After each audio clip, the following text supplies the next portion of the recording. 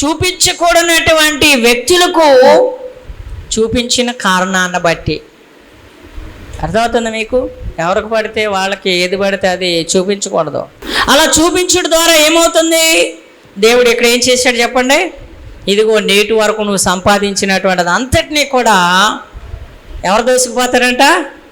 బబులోను రాజు బబులోను దేశానికి పట్టుకుపోతాడు అని చెప్పేసి అక్కడ తెలియచేయబడుతుంది. అంటే మన ఇంట కానీ బయట కానీ ఉన్నటువంటి వెండి కానీ బంగారము కానీ లేకపోతే ఇంకేమైనా ఎవరికి పడితే వాళ్ళకి చూపించకూడదు. ఎవరిని పడితే వాళ్ళకి లోపలికి, ఎవరిని పడితే వాళ్ళ లోపలికి తీసుకొని వెళ్ళకూడదని చెప్పేసి దేవుడు తెలియచేస్తూ ఉన్నాడు. అలా చేసినందువలన ఎవరికి నష్టమంట? ఎవరైతే ఇంట బయట ఉన్న వస్తువులన్నీ చూపిస్తారో, ఎవరైతే ఆ ఇంట్లోనికి తీసుకుని వెళతారో వాళ్ళకి నష్టమని చెప్పేసి దేవుడు తెలియచేస్తూ ఉన్నాడు. దేవునికి స్తోత్రం. కాబట్టి ఎవరిని పడితే వాళ్ళని నమ్మి ఇంట్లోనికి పిలిచి ఉన్నవి లేనివి అన్నీ కూడా మనము చూపించకూడదు అని దేవుడు చెప్తూ ఉన్నాడు. గుర్తించుకోండి. ఎందుకని అంటే ఇర్మియా గ్రంథం 9:4 ఏం చెప్తున్నాడు? ఏ సహోదరుని మనము నమ్మకూడదని చెప్పేసి చెప్తూ ఉన్నాడు అనమాట. చాలామంది అనుకుంటారు మా అక్కే కదా, మా తమ్ముడే కదా, మా చెల్లె కదా, మా అన్నయ్యే కదా, ఏమవుద్ది చూపిస్తే, చెప్తే ఏమవుద్ది అని చెప్పేసి చాలామంది సంభ్రమతో సంతోషంతో చెప్తూ ఉంటారు. ఏదేమైనప్పటికీ ప్రభునందు ప్రియ దేవుని బిడ్డలారా, ఎవరిని నమ్మడానికి వీల్లేదని దేవుడు తెలియచేస్తూ ఉన్నాడు. ఎందుకనంటే ప్రతి సహోదరి తంత్రగొట్టయ్యి కొంప ముంచుతున్నారంట. ఏం చేస్తున్నారు చెప్పండి? కొంప ముంచుతూ ఉన్నారంట, కొంపలు కూల్చుతూ ఉన్నారంట. అందుకనే చాలా జాగ్రత్తగా ఉండాలని చెప్పేసి దేవుడు తెలియచేస్తూ ఉన్నాడు. ప్రభునందు ప్రేమైనటువంటి వాళ్ళారా, చూడండి, ఈ యొక్క హమాను ఎవరైతే ఉన్నారో ఈయన ఎవరికి శత్రువు అంట? ఎవరికి శత్రువు చెప్పండి? మొర్దెకైకి శత్రువు. మొర్దెకై జాతి యూదులందరికీ కూడా శత్రువు అని చెప్పేసి అక్కడ వ్రాయబడుతూ ఉన్నది. అయినా ప్రభునందు ప్రేమైనటువంటి వాళ్ళారా, ఇక్కడ హమాను ఒక మంత్రి అయినప్పటికీ, యూదులను చంపడానికి శాసనము చేయబడినప్పటికీ యూదుల పక్షముగా దేవుడు ఉన్నాడు. మొర్దెకై పక్షముగా దేవుడు ఉండి ఏం చేశాడు చెప్పండి? రాసిన శాసనాన్ని తిరగరాసి ఎవరిని చంపాలని హమాను సంతతి వారు మరి శాసనము చేయించారో వాళ్ళే ఈ యూదుల చేతిలో చనిపోవడానికి దేవుడు ప్రణాళికను సిద్ధమ చేశాడు. దేవునికి స్తోత్రం. అంటే ఎక్కడ ఉన్నప్పటికీ మన యథార్థముగా జీవించినప్పుడు, నిజాయితీగా జీవించినప్పుడు దేవుడు మనల్ని ఎప్పటికీ విడిచిపెట్టడం. ఈ ఊరే కాదు ఏ ఊర్లో ఉన్నా కానీ, ఈ దేశమే కాదు ఏ దేశంలో ఉన్నా కానీ దేవుడు మనలను విడిచిపెట్టడం చూసినట్లయితే దానికి ఇదే ఉదాహరణ. ప్రభునందు ప్రేమైనటువంటి వాళ్ళారా, మరొకటి గెహాజీ ఏం చేశాడు చెప్పండి? చేయకూడని పని చేసి ఎలీషాకి శత్రువయ్యాడు. గెహాజీ ఎవరు చెప్పండి? ఎలీషా శిష్యుడు. ఏలియా శిష్యుడు ఎలీషా. అంటే ఏలియా శిష్యుడు ఎలీషా. అంటే ఏలియా శిష్యుడు ఎలీషా మంచి దైవజనుడుగానే ఆశీర్వదించబడ్డాడు. కానీ ఎలీషా దగ్గర ఉన్నటువంటి గెహాజీ మాత్రము ఏం చేశాడు చెప్పండి? డబ్బుకి కక్కుర్తిపడి, నయమాను తెచ్చినటువంటి వస్త్రాలకి కక్కుర్తిపడి ఏం చేశాడు? ఎలీషాకు తెలియకుండానే వెళ్ళిపోతున్నటువంటి నయమాను రథాన్ని వెంబడించి నయమాను దగ్గర నుంచి కొన్ని వస్త్రములు, కొంత వెండి, బంగారం అన్నీ తెచ్చుకున్నందువలన ఏమైపోయాడు చెప్పండి? ప్రభునందు ప్రియా దేవుని బిడ్డలారా, ఎలీషాకు శత్రువు అయిపోయాడు. ఏమైపోయాడు? ఎలీషాకి శత్రువు అయిపోయాడు. ఎలీషా అంటాడు, గెహాజీ ఎక్కడికి వెళ్ళామంటే, అయ్యా నీ దాసుని నేను ఇక్కడే ఉన్నాను కదా అని చెప్పేసి అంటున్నాడు. అప్పుడు ఏమంటాడు ఎలీషా? నా ఆత్మ నీతో పాటుగా రాలేదా అని చెప్పేసి అంటాడు అనమాట. నా ఆత్మ నీతో పాటుగా రాలేదా? నువ్వు బట్టలు తీసుకోవడం నేను చూడలేదా? నువ్వు వెండి బంగారములు తీసుకోవడం నేను చూడలేదా? ఆ కానుకలు తీసుకొని దాచుకుని వచ్చి నేను ఎక్కడికి వెళ్ళలేదని చెప్పేసి అంటావా? వాటిని మనం సంపాదించుకోవడానికి ఇది సమయమా? కాబట్టి ఎలీషాకి కలిగిన కుష్టి నీకు నీ సంతతికి కలుగునుగాక. ఇప్పుడు ఆ గెహాజీ ఏమైపోయాడు? ఇప్పుడు ఎలీషాకి శత్రువా లేకపోతే మిత్రుడా? చెప్పండి, అవునా కదా? గెహాజీ ఎలీషాకి శత్రువు. ప్రభునందు ప్రేమైనటువంటి వాళ్ళారా, ఎందుకు శత్రువు అంటే చేయకూడనటువంటి పనిని చేశాడు. ఎలీషా ఎలాంటి వాడో తెలిసి కూడా, ఎంత శక్తి కలిగిన దైవజనుడని తెలిసి కూడా ఏం చేశాడు? నయమాను వదిలించుకున్నాడు, గెహాజీ తగిలించుకున్నాడు. ప్రభునందు ప్రేమైనటువంటి వాళ్ళారా, జాగ్రత్త సుమా.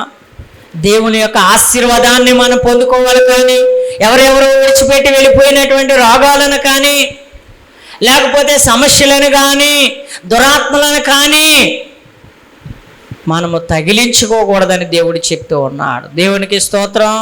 హల్లెలూయా, హల్లెలూయా. ప్రభునందు ప్రేమైనటువంటి వాళ్ళారా, దేవుణ్ణి వెంబడించండి, మనుషులను వెంబడించవద్దు.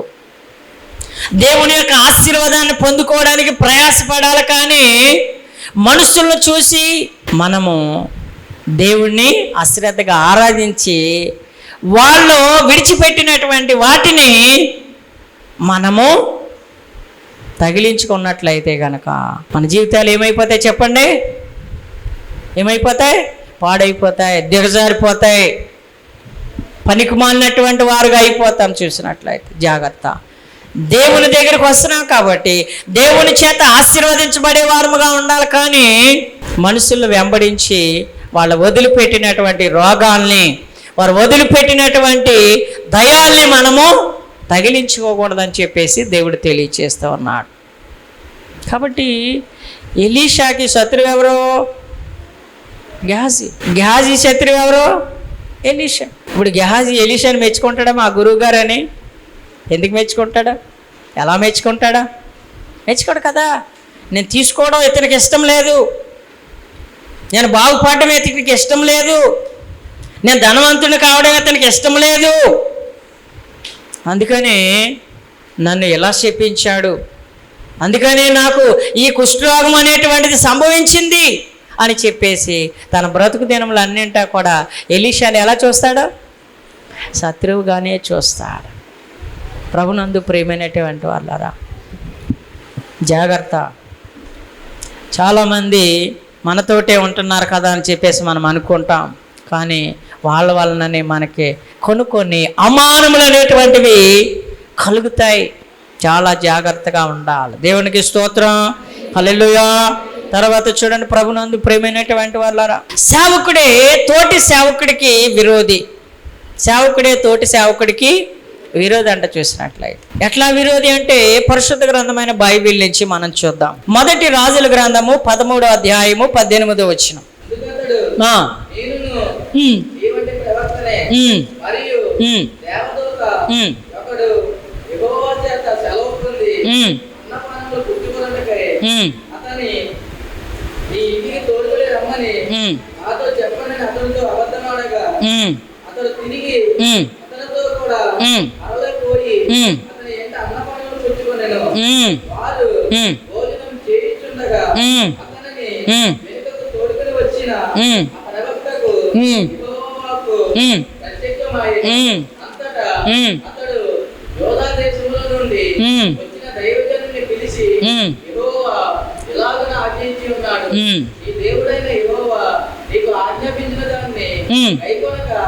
ఆయన సెలవిచ్చిన నోటి మాట మీద తిరగబడి ఈ వేడుకకు వచ్చి నీవు అంతట అన్నపానములు పుచ్చుకొనవలెనని ఆయన సెలవిచ్చిన స్థలమున భోజనం చేసి ఉన్నావు కనుక ఈ కళేబరము నీ పితరుల సమాధిలోనికి రాకపోవునని ఎలుగెత్తి చెప్పాను. దేవునికి స్తోత్రం. ప్రభునందు ప్రేమైనటువంటి వాళ్ళు, ఇక్కడ సందర్భం ఏమిటా అంటే, ఇక్కడ చూడండి అంటే దైవజనుడు అక్కడ యెహోవా చేత సెలవునుంది యోధా దేశం నుండి బేతేలునకు వచ్చాను. ధూపము వేటుక యెరొబోము ఆ బలిపీఠం మీద నిలిచి ఉండగా ఆ దైవజనుడు యెహోవా ఆజ్ఞ చేత బలిపీఠమునకు ఈ మాట ప్రకటన చేశాను. జాగ్రత్తగా వినాలి. ఇక్కడ ఒక దైవజనుడు మరొక దైవజనునికి శత్రువు అని చెప్పేసి ఎందుకు చెప్తుంటున్నానంటే, దేవుడు చెప్పాడు ఏమనంటే, యెరొబోము అనేటువంటి ఆయన చేయకూడనటువంటి పని చేస్తూ ఉన్నాడు. కాబట్టి నువ్వు వెళ్ళి ఈ ప్రకటన చేసి మరలా నువ్వు తిరిగి వచ్చేసాయి అన్నాడు ఆ దైవజనునితోటి. ఆ దైవజనుడు వెళ్ళి యెరొబోముతో ఈ విషయాన్ని చెప్పాడు. ఏమనంటే, అయ్యా నువ్వు చేస్తున్నటువంటి పని మంచిది కాదు అని చెప్పేసి అన్నప్పుడు ఆ రాజుగారు ఏం చేస్తాడంటే, యెరొబోము అతన్ని పట్టుకోండి అని చెప్పేసి అంటాడు అనమాట. పట్టుకోండి అంటే అతన్ని చంపండి అని చెప్పేసి ఒక ఆజ్ఞ జారీ చేసినప్పుడు ఎత్తిన చెయ్యి ఏమవుతుంది? ఎండిపోతుంది. ఏమవుతుంది చెప్పండి? ఎత్తిన చెయ్యి ఏమైంది చూడండి. అక్కడ 4వ వచనంలో, బేతేలు నందున బలిపీఠమును గూర్చి ఆ దైవజనుడు ప్రకటించిన మాట రాజైన యెరొబోము విని బలిపీఠం మీద నుండి తన చెయ్యి చాపి వారిని పట్టుకొనమని చెప్పగా అతడు చాపిన చెయ్యి ఎండిపోయాను. ఏమైంది చెప్పండి? ఎండిపోయాను. అంటే యెరొబోము చేయకూడనటువంటి పనిని చేస్తూ ఉన్నాడు. ధూపము ఎవరు వేయాలి? యాజకుడు పని, యాజకుడు చేయాలి. చూసిన బలిపీఠం ఎక్కి నేను కూడా దేవునికి ధూపం వేస్తానని చెప్పేసి అనడము తప్ప కదా? రాజు పని రాజు చేయాలి, సేవకుడు పని సేవకుడు చేయాలి, విశ్వాస పని విశ్వాసి చేయాలి. ఇక్కడ యాజకుని పని రాజు చేయడానికి సిద్ధమైనప్పుడు దేవుడు చెప్తాడు ఏమనంటే, రాజుకి ఇది తగదు, నువ్వు వెళ్ళి ప్రకటన చేయి, నువ్వు చెప్పేసి మరలా వచ్చేసి అని చెప్పేసి దేవుడు చెప్తాడు. వెళ్ళి ఆ రాజుకి చెప్పేసి వచ్చేస్తాడు. అయితే ఈ విషయము మరి అక్కడ ఉన్నటువంటి లోకల సేవకుడు ఎవరైతే ఉన్నారో ఆ సేవకుడికి ఒక ఆయన చెప్తాడు అనమాట. అంటే వాళ్ళ పిల్లల్లోనే ఒక ఆయన చెప్తాడు. ఏమని అంటే, ఇదిగో ఫలానా యెరొబోము విషయంలో ఇలా ఇలా జరిగింది అని చెప్పేసి అన్నప్పుడు ఆ ప్రవక్త అంటాడు, ఆయన ఎక్కడ ఉన్నాడో ఎటు వెళ్తున్నాడు అని చెప్పేసి వెంటనే వెళ్ళిపోయేటువంటి ప్రవక్తని ఎదుర్కొని ఈ సేవకుడు అంటాడు అనమాట, అయ్యా అయ్యా ఒకసారి ఆగు, నువ్వు మా ఇంటికి రావాలి, నువ్వు వచ్చి భోజనం చేయాలంటే అప్పుడు ఈ సేవకుడు అంటాడు అనమాట. ఏ సేవకుడు?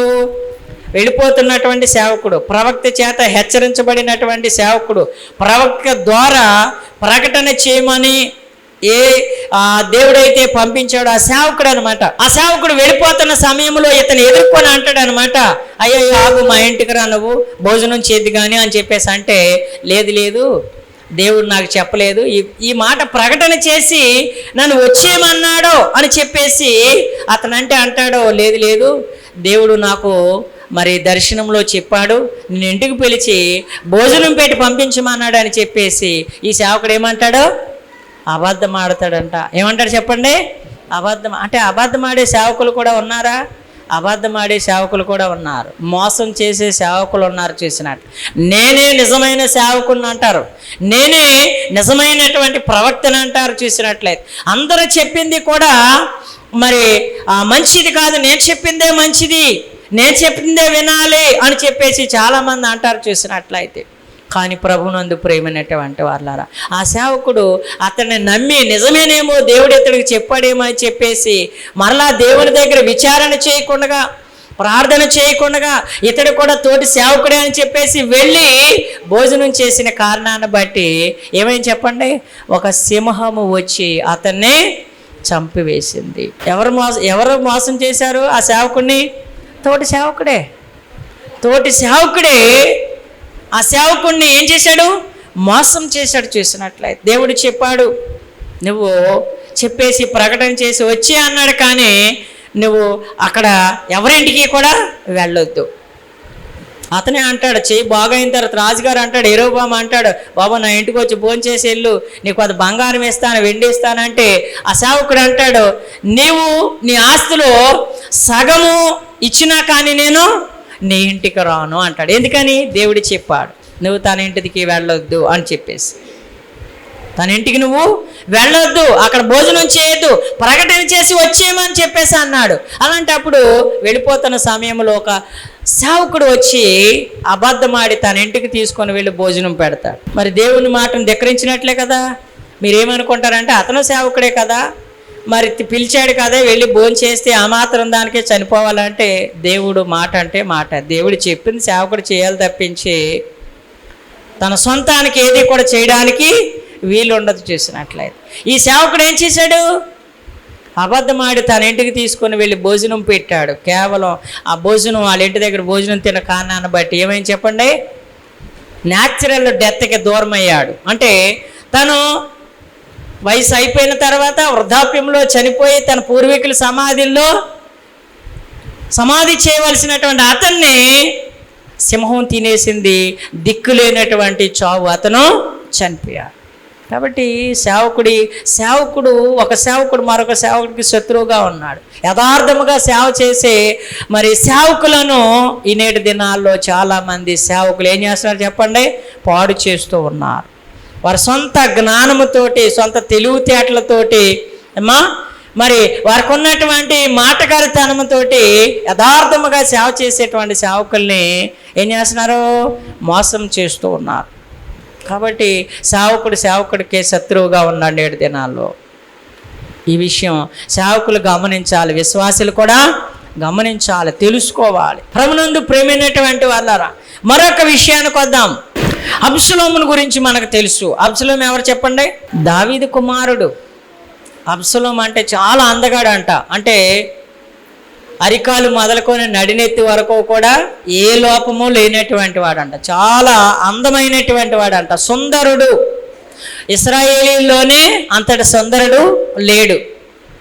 అలాంటి వ్యక్తి ఏం చేశాడు చెప్పండి? తన తండ్రి మీద ఎదురు తిరిగాడు. ఏమయ్యాడు? తన తండ్రి మీద ఎదురు తిరిగాడు. రాజు తన కుమారుని రాజుగా చేయక మునిపే నేనే రాజునని తనకు తానుగా ప్రకటన చేసుకున్నాడు. ఈ విషయం తెలిసి దావీదు ఏం చేస్తున్నాడు? తన కుటుంబం అంతటినీ కూడా తీసుకొని అడవులకు పారిపోయాడు. అంటే ఇప్పుడు దావీదు రాజుకి ఎవరు శత్రువు? తన కొడుకే శత్రువు. అయితే దావీదు యొక్క యోధులకిని అబ్షలోము యొక్క యోధులకి యుద్ధము జరిగినప్పుడు అబ్షలోము దావీదు యొక్క యోధుల చేతులు ఏమైపోతాడో? చనిపోతాడు.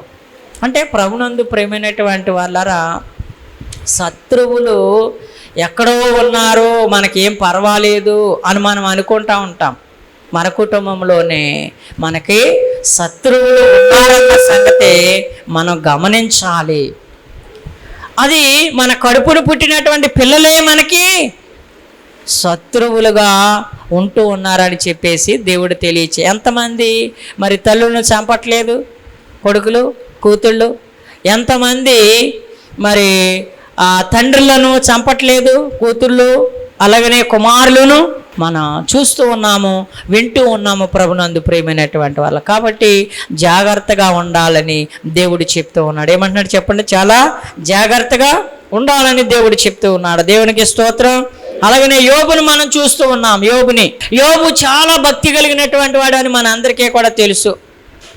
అమ్మా, ఊసి దేశంలోనే అంత భక్తిపరుడు, అంత ధనవంతుడు ఎక్కడా లేడని దేవుడే సాక్ష్యం ఇస్తున్నాడు యోబుని గురించి. అయితే అపవాది వార్చలేక దేవుని దగ్గరికి వెళ్ళి పర్మిషన్ తీసుకుని ఏం చేసింది? యోబుని ఏం చేసింది? శోధించింది. ప్రియులారా చూసినట్లయితే అంటే యోబుకి శత్రువు ఎవరు? అపవాది చూసినట్లయితే అంటే అపవాది కూడా మనలను శోధిస్తుందా? అపవాది మనకి శత్రువా అంటే అపవాది కూడా శత్రువే. చూసినట్లయితే యేసు ప్రభు అంతటా వాడినే శోధించింది ఆ అపవాది, అన కదా? శోధించిందా లేదా? కాబట్టి మానవులమైన మనలను శోధిస్తుందా? శోధిస్తుంది. అయితే మనం ఏం చేయాలి? ప్రార్థనా బలము కలిగి ఉన్నట్లయితే, ఆయన యొక్క నీతిని, రాధ్యాన్ని మనం ఎతికేవారముగా ఉన్నట్లయితే కనుక ఆ అపవాది మన జోలికి రాదు, మనల్ని ఏమీ చేయడానికి అవకాశం ఉండదని దేవుడు తెలియచేస్తూ ఉన్నాడు. దేవునికి స్తోత్రం. హల్లెలూయా. మరొక సందర్భాన్ని మనం చూస్తూ ఉన్నాము. మోషేకి శత్రువులు ఉన్నారా అంటే మోషేకి కూడా శత్రువులు ఉన్నారు. ఎవరు చెప్పండి? దాతాను, కోరాహు, అభిరాములు 250 మంది మోషేకి ఎదురు తిరిగారు. మోషేని గురించి దేవుడు ఏమంటున్నాడు? అమ్మా, మోషే నా ఇల్లు అంతట్లో కూడా నమ్మకమైనటువంటి వాడు. సొంత సహోదరి మిరియాము మోషే మీద సణుక్కున్నప్పుడు దేవుడు ఏం చేశాడు? మోషే అక్కని కూడా చూడకుండా తన్ని కుష్ఠరోగంతో మొత్తాడు. అంటే సొంత అక్కే ఇక్కడ మోషేకి శత్రువు అయిపోయింది చూసినట్లే. అక్క తమ్ముడు చెల్లేమి లేదు. చాలామంది లోకంలో అంటారు తమ్ముడే ప్యాకెట్ అంటే నేను అనుకున్నాను ఇదేంటి తమ్ముడు ఏంటి ప్యాకెట్ ఏంటి అసలేని. ఒక తల్లి కడుపును పుట్టాం కదా, అక్క చెల్లెళ్ళని అన్నదమ్ములని, మరి ప్రేమ ఉండదా, ఈ యొక్క బంధము గొప్పది కదా అని చెప్పేసి మనం అనుకుంటూ ఉన్నాము. అయితే కొంతమంది వారి అనుభవంలో నుంచి మాట్లాడినటువంటి మాట ఏమిటా అంటే, అబ్బాయి తమ్ముడు ప్యాకెట్ తమ్ముడేనట ప్యాకెట్ ఏనంట, అక్కే చెల్లెలేనంట చేసినట్లయితే. అందుకని చాలా జాగ్రత్తగా ఉండాలని చెప్పేసి దేవుడు తెలియచేస్తూ ఉన్నాడు. దేవునికి స్తోత్రం. అందుకని మోషేకి చూడండి, యోధా గ్రంథము 1:11 వ్రాయబడుతుంది. లాస్ట్లో ఉంటుంది యోధా గ్రంథం, ఒకే ఒక అధ్యాయం ఉంటుంది. అయ్యో వారికి శ్రమ, వారు కయోను నడిచిన మార్గమును నడిచిరి, బహుమానం పొందవలనని బిలాము నడిచిన త్రోవలలో ఆతురముగా పరిగెత్తిరి, కోరాహు చేసినట్లు తిరస్కారము చేసి నశించిరి. ఇక్కడ చూసారా ప్రభునందు ప్రియమైనటువంటి వాళ్ళారా, మోషే మీద ఎదురు తిరిగారు ఎవరు చెప్పండి? కోరాహు, దాతాను, అబిరాములు 250 మంది. సంఖ్యాకాండంలో అది మీకు చక్కగా తెలియచేయబడుతుంటుంది. ప్రభునందు ప్రేమైనటువంటి వాళ్ళ మోషే మీద ఎదురు తిరిగారు కోరాహు, దాతాను, అబిరాములు 250 మంది. అంటే మోషేకి వీళ్ళు ఎవరు చెప్పండి? శత్రువులు. అయితే దేవుడు ఊరుకున్నాడా? ఊరుకోలేదు. ఏం చేశాడు? భూమి నెరవిడిచి ఈ 250 మందిని వారి సమస్తమును కూడా మృంగివేసినట్లుగా మనం చూస్తూ ఉన్నాం. అంటే మోషే చాలా మరి దీర్ఘశాంతం కలిగినటువంటి వాడు. ఆయనకు అసలు కోపమే లేదు. ఇశ్రాయేలీయులు ఎన్నిసార్లు విసిగించారో అయినను తన కోపం రాలేదు. దేవుడు అంటాడు, మోషే నువ్వు పక్కకు తప్పుకో, వీళ్ళందరినీ కూడా తుడిచిపెట్టేస్తానంటే అప్పుడు మోషే అంటాడు, అయ్యా నువ్వు ఇందుకే పిలిచావా వీళ్ళని? ఇందుకే ఐగుప్తు నుంచి తీసుకొని వచ్చావా వీళ్ళని? వీళ్ళ దేవుడు ఇలాంటి వాడని చెప్పేసి అంటాడు. కాబట్టి వీళ్ళని తుడిచిపెట్టడానికి వీల్లేదు, వీళ్ళని చంపడానికి వీల్లేదని అనేక పర్యాయములు మోసే ఇశ్రాయేలుకు అడ్డుపడ్డాడు. అలాంటి మోషేకి శత్రువులు ఎవరు చెప్పండి? కోరాహు, దాతాను, అబిరాములు 250 మంది ఎదురు తిరిగినప్పుడు దేవుడు ఊరుకున్నాడా? ఊరుకోలేదు. మోషే ఒక్క ప్రార్థన చేస్తే 250 మంది ఏమైపోయారు చెప్పండి? భూమిని నెరవిడిచి, అంటే భూకంపం వచ్చి వాళ్ళందరూ కూడా అందులోకి వెళ్ళిపోయి చనిపోయారు. ప్రభునందు ప్రియ దేవుని బట్టి అంటే మోషేకి కూడా శత్రువులు ఉన్నారన్న సంగతి మనం తెలుసుకోవాలి. అంటే ఎందుకు ఈ విషయాన్ని చెప్తుంటున్నానంటే అడుగడుగుని కూడా మనకి శత్రువులు అనేటువంటి వారు ఉన్నారు అని చెప్పేసి మనం నమ్మాలి. అది ఇంట్లో వాళ్ళు కావచ్చు, బయట వాళ్ళు కావచ్చు, లేకపోతే మనం పనిచేస్తున్నటువంటి ఆయా స్థలాల్లో కావచ్చు, లేకపోతే ఆ వ్యాపారం చేస్తున్నటువంటి ఆయా స్థలాల్లో కావచ్చు. ప్రభునందు ప్రేమైనటువంటి వాళ్ళారా, అడుగడుగుని కూడా మనకు శత్రువులు ఉన్నారు. కాబట్టి ఎవరిని నమ్మకూడదని చెప్పేసి దేవుడు చెప్తూ ఉన్నాడు. ఎవరు నమ్మాలి మరి? దేవుడినే నమ్మాలి. దేవుడిని నమ్మితే దేవుడే తెలియచేస్తాడు ఎవరు మంచోళ్ళు, ఎవరు చెడ్డవాళ్ళు, ఎవరు నమ్మొచ్చు, ఎవరు నమ్మకూడదు, ఎక్కడికి వెళ్ళొచ్చు, ఎక్కడికి వెళ్ళకూడదు, ఏది తినొచ్చు, ఏది తినకూడదు, ఏం చేయొచ్చు, ఏమీ చేయకూడదు. ఆ పరిశుద్ధాత్మ దేవుడే మనకి బోధిస్తాడు, తెలియచేస్తాడు. అంతే తప్పించి ఎవరిని పడితే వాళ్ళని నమ్మటం ద్వారా మనం ఏమైపోతాం చెప్పండి? పాడైపోతాం, నాశనం అయిపోతాం, మరి చిక్కుల్లో చిక్కుబడిపోతాం, ప్రమాదాల్లో ఇరుక్కుంటామని చెప్పేసి దేవుడు ఇది నాన్న తెలియచేస్తున్నాడు. కాబట్టి ప్రభునందు ప్రియ దేవుని బిడ్డలారా, శత్రువులు అనేటువంటి వారు ఉన్నారని చెప్పేసి మనం నమ్మాలి. నిన్న మొన్నటి దాకా 40 దినాల ధ్యానంలో మనం యేసుక్రీస్తు శ్రమలను గురించి ధ్యానం చేస్తూ ఉన్నాం, ధ్యానం చేశాము. గుడ్ ఫ్రైడే రోజునే గుడ్ ఫ్రైడే యేసు ప్రభు యొక్క శిలువ మరణాన్ని గురించి ధ్యానం చేశాము. ఈస్టర్ రోజుని మరి యేసు యొక్క పునరుత్థానముల గురించి ధ్యానం చేశాము. అయితే యేసు ప్రభుకి శత్రువు, ప్రధానమైన శత్రువు ఎవరు చెప్పండి? యోధా ఇస్కరియోతు అమ్మ. 30 వెండి నాణాలకి తన్నే యేసు ప్రభుని అమ్మేశాడు. యేసు ప్రభు శత్రువా మిత్రుడా? యోధా ఇస్కరియోతు శత్రువే కదా, యేసు ప్రభు శత్రువే కదా. అందుకనే కీర్తనాకారుడు ముందుగానే తన గురించి అంటాడు, మరి నాహితుడు, నా ఇంట భోజనము చేసినటువంటి వాడు నా మీద మడిమునెత్తాడని చెప్పేసి అంటాడు. కీర్తన 41:9 రాయబడుతున్నది. అతని గురించి, యోధా ఇస్కరియోతుని గురించి అక్కడ తెలియచేయబడుతున్నటువంటి మాట. అంటే 12 మంది శిష్యులు ఉన్నారు. ఆ 12 మంది శిష్యుల్లోనే యోధా ఇస్కరియోతు కూడా ఉన్నాడు. ఆయనే ఆనుపాను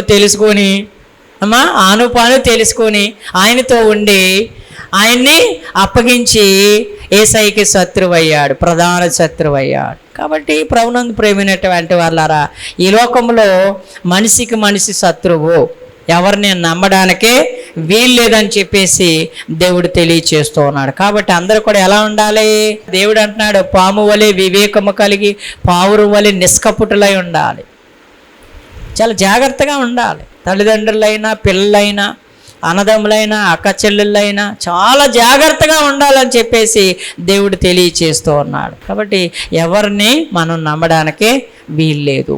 కొంతమంది అంటారు, ఏమండి మనతోటే మంచిగా మాట్లాడతారండి, మనతో మంచిగా ఉంటారు, మన వెనకాలేమో ఏం తీస్తారంట, మనతో బాగానే ఉంటారంట, బాగానే మాట్లాడుతూ ఉంటారంట, బాగానే చెప్తూ ఉంటారంట అన్నీ, కానీ మన వెనకాల ఏం చేస్తారంట, గోతులు తీస్తూ ఉంటారంట. ప్రభునందు ప్రేమైనటువంటి వాళ్ళ. కాబట్టి చాలా జాగ్రత్తగా మనము ఉండాలని దేవుడు తెలియచేస్తూ ఉన్నాడు. అందుకని ఇక్కడ అంటున్నాడు, అపోస్తుల కార్యం 9:15 అపోస్తులైన పౌలు క్రైస్తవులకి, యూదులకు శత్రువు ఆయన. క్రీస్తుని నమ్మినటువంటి వారిని చిత్రహింసలు పెట్టేవాడు, చంపేవాడు, హింసించేవాడు. యూదులకు శత్రువైనటువంటి వాడిని దేవుడు ఏం చేశాడు, తన సాధనముగా ఏర్పాటు చేసుకుని ఎన్ని శ్రమలు అనుభవించాలో అన్ని శ్రమలు అనుభవించేటట్లుగా దేవుడు తనని ఏర్పాటు చేసుకున్నాడు.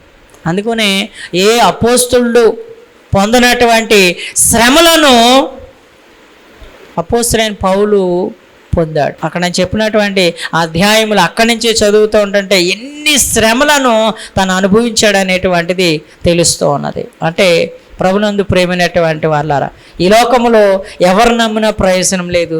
దేవుణ్ణి మనం నమ్మాలి. దేవుణ్ణి నమ్మితే అన్నీ కూడా మేలే జరుగుద్ది, కానీ అన్నీ మేలే చేస్తాడు, కానీ అంతా మేలే జరుగుద్ది, కానీ కీడు కానీ శోధన కానీ సమస్యలు కానీ ఇరుకులు ఇబ్బందులు కానీ ఏమీ రావని దేవుడు తెలియచేస్తూ ఉన్నాడు. కాబట్టి ఎవరిని పడితే వాళ్ళ ఇంట్లోకి రానివ్వకండి, ఎవరికి పడితే వాళ్ళకి అన్నీ చూపించకండి. అమ్మా, మరి నేను చెప్పినటువంటి విషయాల మీద మీరు మనసును పెట్టినట్లయితే కనుక మీరు ఎప్పటికీ కూడా పాడైపోవడానికి, శ్రమలు పాలవడానికి అవకాశం ఉండదని చెప్పేసి దేవుడు స్పష్టంగా తన లేఖనములో నుంచి మనకే తెలియచేస్తూ ఉన్నాడు. ఇది నా మాట కాదు, ప్రభు మాట. నా సొంతమేమని చెప్పానా?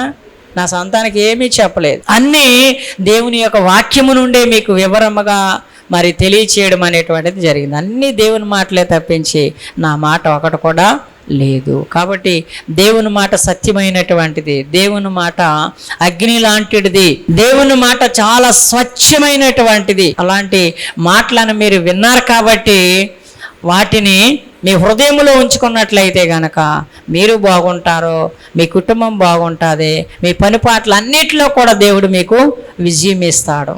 అట్టి కృపా దేవుడు మనందరికీ దయచేయనుగాక. ఆమేన్.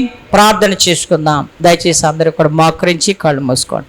మా మిక్కిలిగా ప్రేమిస్తున్న మా ప్రియ పరలోకపు తండ్రి, మీకు వందనములు, స్తుతులు, స్తోత్రములు. ఇంతవరకు యేసయ్య మీ సన్నిధిలో శత్రువు ఎవరో అని చెప్పేసి అనేక విషయాలు మాకు తెలియచేశాం. నిజమే ప్రభువా, ఈ లోకంలో అడుగడుగుని కూడా మాకు శత్రువులు ఉన్నారు.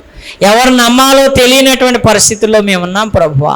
పరిశుద్ధ గ్రంథములో నాయన అనేక మంది శత్రువులను గురించి ఇదేనని మాతో మాట్లాడారు ప్రభువా, మీకు వందనములు. నిజమే, ఎవరు నమ్మితే వారే మోసం చేస్తూ ఉన్నారు, ఎవరు నమ్మితే వారే నష్టాలకి మమ్మల్ని గురి చేస్తూ ఉన్నారు. ఎవరిని నమ్మినా మాకు ప్రయోజనం లేదు ప్రభువా. అందరూ మా వాళ్ళే అనుకుంటున్నాం, అందరూ మంచి వాళ్ళే అనుకుంటున్నాము. కానీ ప్రభువా, అందరూ కూడా మమ్మల్ని వంచిస్తున్నారు, మోసం చేస్తూ ఉన్నారు. మా యొక్క స్థితిగతులన్నిటినీ కూడా తెలుసుకొని సమాజంలో మమ్మలను కించిపరుస్తూ ఉన్నారు, కించిపరిచే విధముగా మాట్లాడుచు ఉన్నారు. దేవా, మీకు వందనములు. అందుకని ఇదే నాన్న మాతో మాట్లాడవు. ఎవరిని నమ్మినా ప్రయోజనం లేదు, మిమ్మల్ని నమ్మితేనే మాకు ప్రయోజనమని, మేము ఆశీర్వదించబడతామని, దీవించబడతామని, మా అవసరాలు తీరుతాయని మీరు తెలియచేశారు. కాబట్టి మేమందరం కూడా మీ మీద ఆధారపడి మిమ్మల్ని నమ్ముకోవడానికి, ఆత్మతో సత్యంతో మిమ్మల్ని ఆరాధించడానికి, మీ నీతిని, మీ రాజ్యాన్ని ఎతకడానికి మీ కృపను దయచేసి మహిమా ఘనత ప్రభావములు మీరే పొందమని మా కొరకు మహిమ మేఘములో పెండ్లి కుమారుడిగా రానయ్యన్నా యేసు నామములో ప్రార్థించి మనల్ని అడిగి వేడుకొంచున్నాం పరమ తండ్రి. ఆమేన్.